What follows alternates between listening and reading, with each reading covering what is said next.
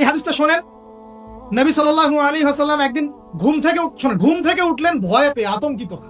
নবীজি ভয়ে পেয়ে আতঙ্কিত হয়ে ঘুম থেকে উঠে বলছেন লা ইলাহা ইল্লাল্লাহ, লা ইলাহা ইল্লাল্লাহ।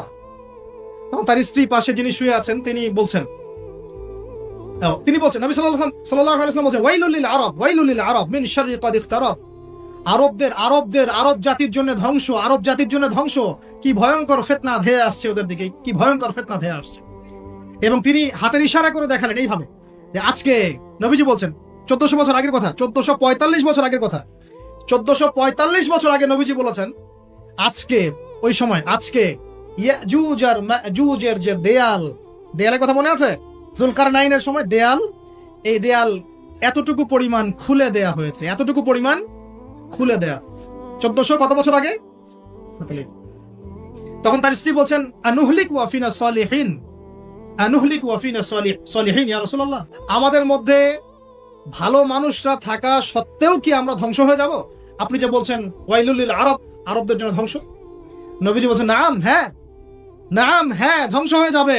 ইদা কাসুরাতিল খাবাস, যখন নগ্নতা, বেহায়াপনা, অশ্লীলতা সমাজে রন্ধ্রে রন্ধ্রে ছড়িয়ে পড়বে, তখন আলেম জালেম সব ধ্বংস হবে।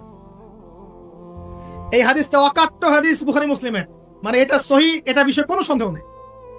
তাহলে নবীজি 1445 বছর আগে বলছেন যে আরবদের জন্য ধ্বংস ধেয়ে আসছে, এবং দেয়াল এভাবে খুলে দেয়া হয়েছে। কাদের দেয়াল? ইয়াজুজ আর মাজুজ। আর ইয়াজুজ আর মাজুজের সাথে আরবদের ধ্বংসকে সম্পর্কিত করা হলো না? ইয়াজুজ আর মাজুজের সাথে আরবদের ধ্বংসকে সম্পৃক্ত করা হলো এবং বেহায়াপনাকে সম্পৃক্ত করা হলো, সরি, তাই না? বুঝতে পারছেন? আরব জাতির ধ্বংসের সাথে ইয়াজুজ মাজুজকে কানেক্টেড করা হলো এবং অশ্লীলতাকে, কি বলেন, অশ্লীলতাকে কানেক্টেড করা হলো। এখন আপনি চিন্তা করে দেখেন, সারা বিশ্বে পর্নোগ্রাফি কারা ছড়িয়ে দিয়েছে? বলেন বলেন দেখি। পর্নোগ্রাফি কি বেহায়াপনা না? সমাজের ইদা কাসুরাতিল খাবাস, যখন সমাজের রন্ধ্রে রন্ধ্রে বেহায়াপনা ছড়িয়ে পড়ে নাই? মিলান, হাদিসটা মিলান। সমাজের এই মেয়েদের এই যে ফ্যামিলিস্ট রেভলিউশন কারা ছড়িয়ে দিয়েছে? ফ্যামিলিস্ট রেভলিউশন কারা ছড়িয়ে দিয়েছে? সমাজে মেয়ে ছেলে একসাথে চলবে একই পোশাকে, কারা ছড়িয়ে দিয়েছে? সমাজে মেয়েদের বেপরদায় চলার এই সংস্কৃতি কারা ছড়িয়ে দিয়েছে? মাদক আর সুদের সংস্কৃতি কারা ছড়িয়ে দিয়েছে? সবচেয়ে বড় কথা, free sex, open sex, free sex, জেনা, ব্যভিচার, পর্নোগ্রাফি, এগুলো কারা ছড়িয়ে দিয়েছে? এটাই ওই যে খুলে দেয়া হয়েছে। এটা আমার ব্যাখ্যা, এটা আমার বুঝ। পৃথিবীর এমন কোন রাষ্ট্র বাকি রাখে নাই তারা এগুলো ছড়াতে, এমন কোন রাষ্ট্র বাকি নেই। তাহলে সব জায়গায় ছড়িয়ে পড়বে না ইয়াজুজ মাজুজের ফিতনা? ছড়িয়ে পড়েছে। আল্লাহ সুবহানাহু ওয়া তাআলা আমাদেরকে খেলার ছলে সৃষ্টি করেন নাই, তাই করেছেন কি? আল্লাহ সুবহানাহু ওয়া তাআলা এই পুরো মহাবিশ্ব, আসমান জমিন, সাত আকাশ, এই পৃথিবী, জিন ও মানব জাতি, এই সবকিছুই একটা মহৎ বিশাল উদ্দেশ্যকে সামনে রেখে সৃষ্টি করেছে। আল্লাহ পাক কিন্তু খেলার ছলে এগুলো সৃষ্টি করেন নাই। আপনারা একটু আমার সাথে মনোযোগ দিবেন, তাহলে আলোচনা করে মজা পাওয়া যাবে ইনশাআল্লাহ। খেলার ছলে আল্লাহ পাক কোনো কিছু সৃষ্টি করেন নাই। উদ্দেশ্যটা কি? উদ্দেশ্য হচ্ছে আল্লাহ পাক বলছেন সূরা মুলকের মধ্যে, কোন সূরা? মুলকের মধ্যে, সূরা মুলক আমরা রাতের বেলা তেলাওয়াত করার অভ্যাস করব ইনশাআল্লাহ। এটা গুরুত্বপূর্ণ আমল এবং সুন্নাহ। এই সূরার প্রথম দিকে আল্লাহ পাক বলেছেন আল্লাযী খালাকাল মাউতা ওয়াল হায়াতা লিয়াবলুয়াকুম আইয়ুকুম আহসানু আমালা, লিয়াবলুয়াকুম আইয়ুকুম আহসানু আমালা। আল্লাহ পাক এই জীবন মৃত্যু মানে পুরো বিষয়গুলো সৃষ্টি করেছেন একটা উদ্দেশ্যে। উদ্দেশ্যটা হচ্ছে লিয়াবলুয়াকুম আইয়ুকুম আহসানু আমালা। আল্লাহ পাক দেখতে চান আমাদের মধ্যে আমলে শ্রেষ্ঠকে। আল্লাহ পাক দেখতে চান আমাদের মধ্যে আমলে আহসানকে। আহসান শব্দটা কি? আহসান। হাসান মানে হলো উত্তম, আহসান মানে সবচেয়ে উত্তম, কবির মানে হলো বড়, আকবার মানে কি বলেন? সবচেয়ে বড়, সগীর মানে ছোট, আসগর মানে সবচেয়ে ছোট। তো এখানে যে শব্দটা ব্যবহার করা হয়েছে এটাকে আমরা আরবি ব্যাকরণের ভাষায় বলি ইসমে তাফজিল, আর ইংরেজিতে বলি সুপারলেটিভ ফর্ম। কি ফর্মস? সুপারলেটিভ তো বোঝেন, যেটা দিয়ে সর্বোচ্চটা বোঝায়। এখানে হাসান এর সুপারলেটিভ হচ্ছে আহসান। আল্লাহ পাক দেখতে চান এই দুনিয়াতে আমরা আমলে আহসানকে। সুবহানাল্লাহ। আল্লাহ পাক দেখতে চান না গরু খাওয়া মুসলিমকে? আল্লাহ পাক দেখতে চান না জুমার দিনে কে নামাজ পড়তে আসে? আল্লাহ পাক দেখতে চান না ঈদের দিনে কারা নামাজ পড়তে আসে? রমজান মাস আসলে কারা মুসল্লি হয়? আল্লাহ পাক এটা দেখতে চান। আল্লাহ পাক কি দেখতে চান? আমলে আহসান। আহসান হতে হলে কি গতানুগতিক মুসলিম হলে চলবে, না শক্ত মুসলিম হতে হবে? কোনটা? মুসলিম এখন বাংলাদেশে মোটামুটি দুই প্রকার। একটা হচ্ছে সুবিধাবাদী মুসলিম, আর একটা হচ্ছে প্রকৃত মুসলিম। সুবিধাবাদী মুসলিম কেমন? নামাজও পড়বো, সুদও খাবো, আমি যাকাতও দিব, এদিকে ঘুষও নিব। ধরেন যে বছর বছর হজ ওমরা করলাম, আবার অন্যের সম্পদ আত্মসাৎ করছি, মানুষের উপর জুলুম করছি। মানে যে অংশটুকু পালন করতে আমার কোনো সমস্যা নাই, ওই অংশটুকু আমরা পালন করতে কোনো সমস্যা মনে করি না। আর যে অংশগুলো পালন করলে আমার দুনিয়ার ক্ষতি হয়, দুনিয়ার স্বার্থ ক্ষুণ্ণ হয়, সেগুলো আমরা পালন করতে চাই। এই ধরনের মুসলিমটাকে কি বলে? সুবিধাবাদী মুসলিম। ইংরেজি একটা সুন্দর শব্দ আছে, শব্দটা হলো Protestant version of Islam. Protestant version of Islam, যে প্রোটেস্ট্যান্ট খ্রিস্টান আছে, প্রোটেস্ট্যান্ট খ্রিস্টান, ওইরকম প্রোটেস্ট্যান্ট মুসলিম মানে সুবিধাবাদী মুসলিম। তো সুবিধাবাদী মুসলিমদের জন্য কি জান্নাত? মুসলিম কাকে বলে? মুসলিমের সবচেয়ে সেরা এক্সাম্পল আল্লাহ পাক কোরআনে যেগুলো দিয়েছেন, তারা হচ্ছেন নবীগণ। তারা কারা? নবীগণ। এবং সর্বশ্রেষ্ঠ নবীকে মুহাম্মদ রাসূলুল্লাহ সাল্লাল্লাহু আলাইহি ওয়াসাল্লাম। সেই সর্বশ্রেষ্ঠ নবী মুহাম্মদ সাল্লাল্লাহু আলাইহি ওয়াসাল্লামকে আল্লাহ পাক একজন নবীর দৃষ্টান্ত দিয়ে মুসলিম হওয়ার কথা বলছেন, আর মুসলিম হওয়ার উৎসাহ দিচ্ছেন। কিভাবে? সেই নবীর নাম হচ্ছে ইব্রাহিম আলাইহিস সালাম। আল্লাহ পাক সূরা বাকারা পড়ে দেখবেন, শুরুর দিকে আছে, প্রথম পারার একদম শেষের দিকে। আল্লাহ পাক বলছেন, বা'দা আউযু বিল্লাহি মিনাশ শাইতানির রাজীম, ইয ক্বালা লাহু রাব্বুহু আসলিম। হে নবী মুহাম্মদ সাল্লাল্লাহু আলাইহি ওয়াসাল্লাম, যখনই আমি আল্লাহ ইব্রাহিমকে বলেছিলাম আত্মসমর্পণ করো, বুঝুন কথাটা, যখনই আমি আল্লাহ ইব্রাহিমকে বলেছিলাম আত্মসমর্পণ করো, ক্বালা, ইব্রাহিম বলেছিল আলাইহিস সালাম, আসলামতু লিরাব্বিল আলামিন, আমি জগৎ সমূহের প্রতিপালকের নিকটে কি করলাম? আত্মসমর্পণ করলাম। এটা কেমন ছিল আত্মসমর্পণ? আল্লাহ পাক বলেছেন, তোমার স্ত্রী এবং সন্তানকে রেখে আসো। কোথায়? কোথায়? জনমানব শূন্য জায়গায়। তখন কাবাঘর নির্মাণ হয় নাই, সেখানে খাবারও নাই, পানিও নাই। ইব্রাহিম আলাইহিস সালামকে বলেছিলেন যে আল্লাহ, আপনার এই আদেশের পিছনে যুক্তি কি, দর্শন কি, বিজ্ঞান কি? না। বলেন তো দেখি। ইব্রাহিম আলাইহিস সালাম কি আঙ্গুল তুলেছিলেন আল্লাহ পাকের আদেশের উপরে? না। এটা হলো মুসলিম। বলেছেন সন্তান বড় হয়েছে, ফালাম্মা বালাগা মাআহু সা'য়া, যখন বাচ্চা দৌড়াদৌড়ি করতে শিখলো, মানে দৌড় দিতে শিখলো বাবার সাথে, তখন তিনি বলছেন, ক্বালা ইয়া বুনাই, হে আমার সন্তান, ইন্নী আরা ফিল মানামি আন্নী আযবাহুক, আমি স্বপ্নে দেখেছি আমি তোমাকে জবাই করছি, ফানজুর মাযা তারা, তোমার কি রায় আমাকে বলো। সন্তান ইসমাঈল বলছেন, ইয়া বাতি, হে আমার বাবা, ইফআল মা তু'মার, আপনাকে যে আদেশ করা হয়েছে আপনি তাই করুন। সুবহান, সাতাজিদুনি ইনশাআল্লাহু মিনাস সাবিরিন, ইনশাআল্লাহ আপনি আমাকে ধৈর্যশীল পাবেন। এই যে বাবা ছেলে, এটা হলো মুসলিম, এটা হলো ইসলাম। ইয ক্বালা লাহু রাব্বুহু আসলিম, আল্লাহ যখন তাকে বলেছেন আত্মসমর্পণ করো, ব্যাস তিনি বিনা বাক্য ব্যয়ে আল্লাহ পাকের হুকুমের সামনে মাথা পেতে দিয়েছে। এর নাম হলো কি? এখন বলেন, এই মানদণ্ডে আমরা কতজন মুসলিম আছি এখন? নামাজের বৈজ্ঞানিক ব্যাখ্যা খোঁজে মানুষ এখন, রোজার বৈজ্ঞানিক ব্যাখ্যা খোঁজে, যাকাতের অর্থনৈতিক ব্যাখ্যা খুঁজি। ব্যাখ্যা তো আছে, আছে না নাই? এই ব্যাখ্যা আমার না জানলেও চলবে। ব্যাখ্যা আছে, ব্যাখ্যা মিলতে পারে, আবার আমার মানে সংকীর্ণ বুদ্ধিতে নাও আসতে পারে। তো আল্লাহ পাক হুকুম করেছেন, বাস যথেষ্ট আমার জন্য। আল্লাহ পাক হুকুম করেছেন তাওহীদ শিখতে হবে, শিখবো। আল্লাহ হুকুম করেছেন 5 ওয়াক্ত সালাত পড়তে হবে, পড়তে হবে। আল্লাহ পাক হুকুম করেছেন যদি আমাদের নেশা পরিমাণ সম্পদ হয় যাকাত দিতে হবে, ব্যাস দিতে হবে। আল্লাহ পাক মা বোনদেরকে হুকুম করেছেন বালেগা হয়ে গেলে কি করবে? বালেগা হওয়ার আগেও পর্দা করার সিস্টেম আছে, মানে চর্চা করতে হবে। মা বোনদেরকে পর্দা করতে বলেছেন, ব্যাস পর্দা করতে হবে। আল্লাহ পাক বলেছেন সামর্থ্য হয়ে গেলে হজ করো, আল্লাহ পাক আমাকে আপনাদের সবাইকে হজ করার তৌফিক দান করুন, হজ করবে। আল্লাহ পাক বলেছেন যেখানে জুলুম হচ্ছে একে প্রতিহত করো, করতে হবে। প্রতিহত করার অর্থ এই নয়, প্রতিহত করার অর্থ কি? প্রতিহত করার কয়েকটা অর্থ থাকে। সামর্থ্য থাকলে হাত দিয়ে, সামর্থ্য থাকলে কি দিয়ে? আপনার কি সে সামর্থ্য আছে? ব্যাস নাই। ওয়াইল্লাম ইয়াস্তাতি, যদি না পারো, ফাবি কি লিসানিহি, ফাবি লিসানিহি, জবান দিয়ে কথা বলেন। আপনার কথা বলার স্বাধীনতা নাই? আছে তো? সত্যি আছে? মাশাআল্লাহ। আচ্ছা, তাহলে জবান দিয়ে বলবেন। তাহলে কি বলবেন? জবান দিয়ে বলবেন, যতদূর পারেন বলবেন। আর ওয়াইল্লাম ইয়াস্তাতি, যদি এটাও করতে না পারো, তাহলে ফাবি কলবিহি, অন্তর থেকে ঘৃণা করো। ঘৃণা কি আছে? ওয়াবিযালিকা আদআফুল ওয়ালিযালিকা আদআফু মিনাল ঈমান, এটা হলো ঈমানের সবচেয়ে নিচু অংশ। এরপরে ঈমানের কোনো অংশ নাই। মানে অন্যায়, অবিচার, জুলুম, পাপাচার দেখেও যাদের মনের মধ্যে ঘৃণাও আসছে না, আমরা আর মুমিন নাই। সত্যি কথায় এটাই সত্য কথা, আমরা মানি আর না মানি। আল্লাহ পাকের শাস্তি আসার আগেই তওবা করে ফিরে আসা উচিত। আল্লাহ পাক তৌফিক দান করুন।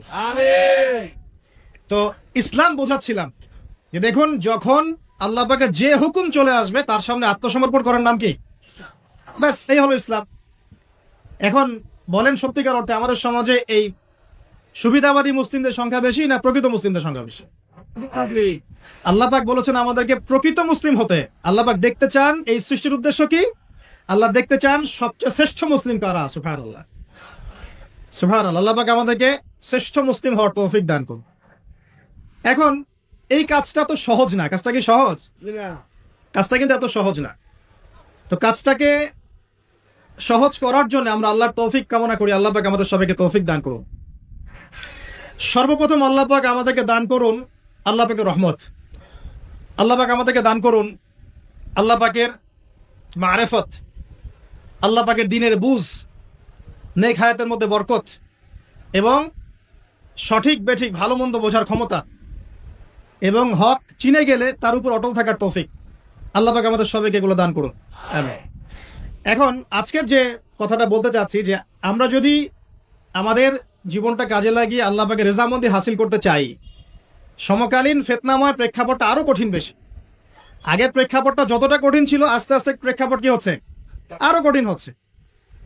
যেমন পুরো বিশ্বের ক্ষমতা একসময় মুসলিমদের হাতে ছিল, এখন আছে কি? পুরো বিশ্বের অর্থনৈতিক চালিকা শক্তি একসময় মুসলিমদের হাতে ছিল, এখন কি আছে? পুরো বিশ্বের আপনার বিজ্ঞান প্রযুক্তি বলেন, সামরিক বিষয়গুলো বলেন, সেনাবাহিনী বলেন, হ্যাঁ, রাষ্ট্রীয় কাঠামো বলেন, খেলাফা বলেন, যত বড় বড় কথা শব্দগুলো, এগুলো একসময় মুসলিমদের হাতে ছিল। কাদের হাতে ছিল? এখন কি পুরো বিশ্বের কন্ট্রোল মুসলিমদের হাতে আছে? পুরো বিশ্বের অর্থনৈতিক কন্ট্রোল আছে? পুরো বিশ্বের পলিটিক্যাল কন্ট্রোল? পুরো বিশ্বের এই যে বড় বড় অস্ত্রশস্ত্রগুলো মুসলিমদের হাতে আছে? মিডিয়াগুলা, প্রযুক্তি? তো এখন প্রেক্ষাপট তাহলে আরো বেশি জটিল। তার উপরে আবার সামাজিক ফিতনা আছে, বেপর্দার ফিতনা আছে, সমকামিতা আছে, পর্নোগ্রাফি আছে, জুয়া আছে, কিশোর গ্যাং আছে, মাদকাসক্তের সয়লাভ আছে, বেপর্দা নারীদের সয়লাভ আছে না? মিডিয়ার প্রোপাগান্ডা আছে, জুলুম আছে, কত কি আছে। এই সবকিছু মিলায় এই যুগে তো চলা আরো কঠিন কিনা? এই যুগে চ্যালেঞ্জটা আরো কঠিন কিনা? এজন্যই এরকম একটা যুগের কথা বলে নবী সাল্লাল্লাহু আলাইহি ওয়াসাল্লাম সুসংবাদ দিয়েছেন আমাদের। কি সুসংবাদ? নবীজি বলছেন, ইন্না মিন ওয়ারাকুম জামানা সাবরিন, বলেন সাল্লাল্লাহু আলাইহি ওয়াসাল্লাম, তোমাদের সামনে একটা কঠিন সময় আসছে, কঠিন সময়। উদাহরণ দিতে গিয়ে নবীজি বলছেন, সময়টা এমন কঠিন যে হাতের মধ্যে আগুন ধরাটা যতটা কঠিন, হাতে ঈমান ধরে রাখা অত কঠিন হয়। আগুন ধরা কঠিন না সহজ? আগুন ধরা কঠিন না সহজ? নিঃসন্দেহে কঠিন। তাহলে ঈমান ধরে রাখাটাও হবে ওই রকম কঠিন। তার মানে বুঝতে পারছি, এখন আমরা যারা ঈমান নিয়ে চলাফেরা করার দাবি করছি কিন্তু ওইরকম হিট ফিল করছি না, তাহলে ঈমানও সমস্যা নাকি? আচ্ছা, নবীজি বলছে সুসংবাদ হচ্ছে, ওই জামানাতে যদি তোমরা আমার সুন্নতের উপরে অটল থাকতে পারো, ভালো করে শোনেন দিনী ভাইরা, ওইরকম ফিতনাময় পরিবেশে কঠিন জামানায় যদি তোমরা আমার সুন্নত, আমার আদর্শের উপরে অটল থাকতে পারো, আল্লাহ পাক তোমাদেরকে 50 জন শহীদ সাহাবীর নেকি দিবেন। তাহলে আমাদের তো পথ পেয়ে গেলাম। আমরা কি এই সমাজ থেকে এখন পালিয়ে যাব, না এখানে থেকেই পরিবর্তনের চেষ্টা করবো? কোনটা? ব্যাস, আমাদের কাজও পেয়ে গেলাম।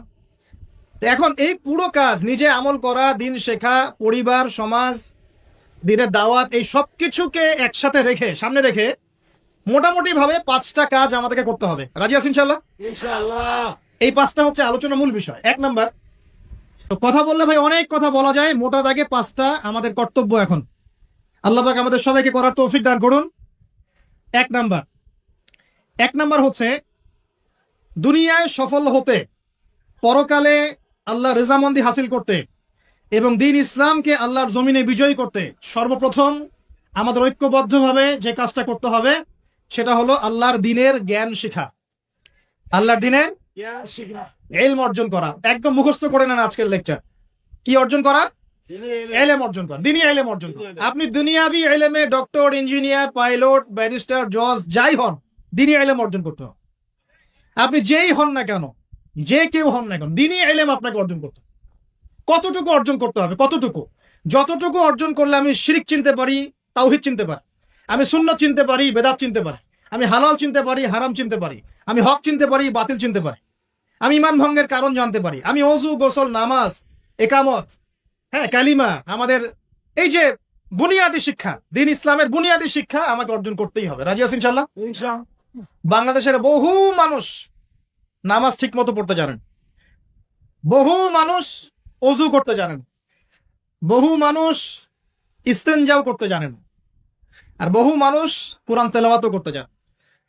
কোরআন তেলাওয়াত বিশুদ্ধ করে না শিখলে আপনি আজান দিতে পারবেন না, একামত দিতে পারবেন না, আপনি নামাজে দাঁড়িয়ে আল্লাহু আকবার বলে সানা পড়তে, সূরা ফাতিহা পড়তে, আরেকটা সূরা মেলাতে, রুকুর তাসবিহ, সিজদার তাসবিহ, তাশাহুদ, দুরুদ, মাসুরা এগুলো শুদ্ধ করে পড়তে পারবেন না। আর শুদ্ধ করে যদি না পড়েন অর্থ বিকৃত হয়ে যায় প্রচুর। মানে আমরা তো নামাজকে কি যে বানিয়ে ফেলেছি, আল্লাহ মাফ করুক, সুবহানাল্লাহ। মানে নতুন নতুন কত শব্দ বের করে ফেলেছি নামাজের মধ্যে। একটু অর্থের পার্থক্যের কারণে ঈমান কুফরের মতো অবস্থা চলে আসতে পারে। বিশুদ্ধ করে তাজবিদ সহকারে কোরআন তেলাওয়াত করা শিখতে হবে প্রথমে। আপনাকে মাদ্রাসায় যেতে হলে যাবেন, মক্তবে যেতে হলে যাবেন, প্রয়োজনে টিচারকে বাসায় নিয়ে এসে যদি পড়তে পারেন পড়েন, যেভাবে হোক আপনাকে কোরআন তেলাওয়াত শিখতেই হবে। আল্লাহ পাক তৌফিক দান করুন। আমরা নামাজের মধ্যে বলছি আলহামদুলিল্লাহ, আলহামদুলিল্লাহ রাব্বিল আলামিন। কি এটা? এটা কি পড়লেন মন্ত্র? আলহামদুলিল্লাহ রাব্বিল আলামিন এটা কি? আলহামদুলিল্লাহ, এই যে আলহামদু শব্দটা সঠিক করে উচ্চারণ করতে পারছেন অনেক। আলহামদু মানে সমস্ত প্রশংসা আল্লাহর জন্য। আলহামদুলিল্লাহ সমস্ত প্রশংসা। আলহামদুলিল্লাহ কি? আলহামদুলিল্লাহ মানে সমস্ত নিন্দা আল্লাহর জন্য। নাউজুবিল্লাহ। আমার কথা কি বিশ্বাস করছেন না? ওলামায়ে কেরামকে জিজ্ঞাসা করেন। কুল হু আল্লাহু আহাদ এটা কি? কুল হু আল্লাহু আহাদ মানে কি? তো কুল মানে খাও, কুল মানে কি? কুল হু আল্লাহু আহাদ, বলুন তিনি আল্লাহ এক।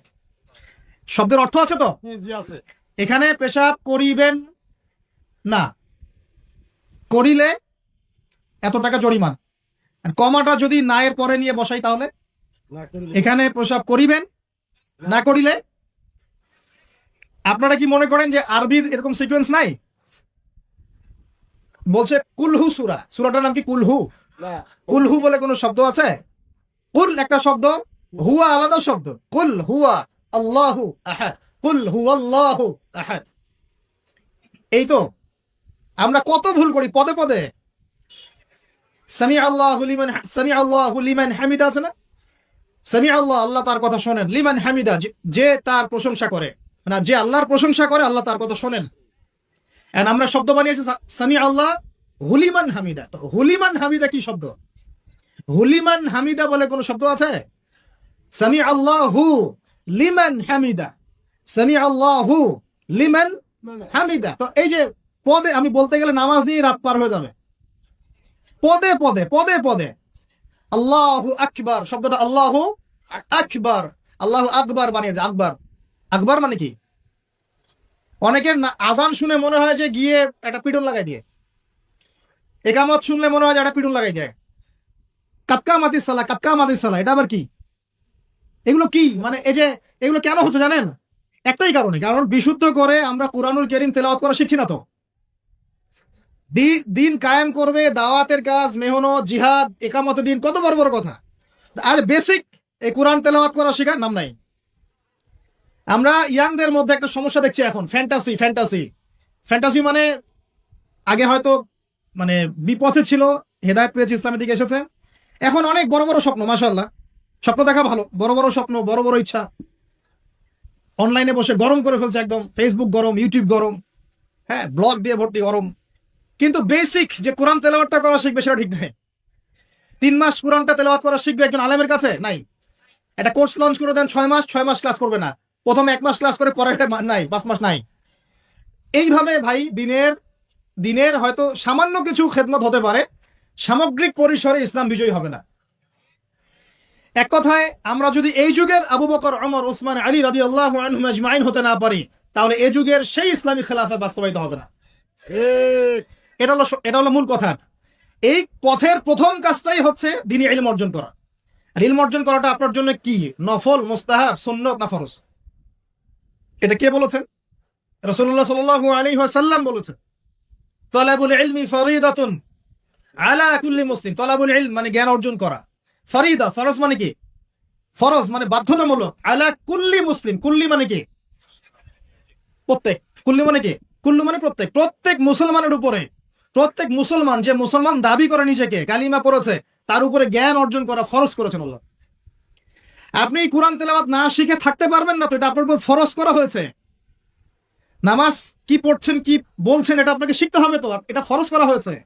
আজান দেওয়া শিখতে হবে, একামত দেওয়া শিখতে হবে, ইমামতি করার যোগ্যতা অর্জন করতে হবে। এই মালয়েশিয়ার একটা ভালো জিনিস দেখলাম যে ওখানে প্রাইমারি লেভেল থেকে, মানে স্কুল লেভেল থেকেই এই মাদ্রাসা এবং মানে জেনারেল এটা আলাদা করে করে কোনো প্যাটার্ন করা নাই, এটা একসাথেই প্যাটার্নটা করে দেয়া। মানে আপনি স্কুলে ভর্তি হলে, স্থানীয় স্কুলে বা কলেজে যেভাবে তারা সিস্টেম করেছে, ইসলামের বুনিয়াদী শিক্ষাটা বাধ্যতামূলক শিক্ষা। যে কেউ, তাদের সিভিলিয়ানদের মধ্যে যে কেউ ইমামতি করতে পারে। মাশাআল্লাহ, এটা আমাদের করা উচিত ছিল না? আমরা কি মুসলিম প্রধান দেশের অধিবাসী না? আমরা জোর দাবি জানাই যে শিক্ষা ক্ষেত্রে একটা আমূল পরিবর্তন নিয়ে আসতে হবে ইনশাআল্লাহ। একদম প্রাইমারি লেভেল থেকে ইসলামিক শিক্ষাকে আমাদের দেশে বাধ্যতামূলক করা হোক। মাদ্রাসার শিক্ষা মাদ্রাসায়, আবার সেকুলার শিক্ষাতে, এই দুদিকে চলছে।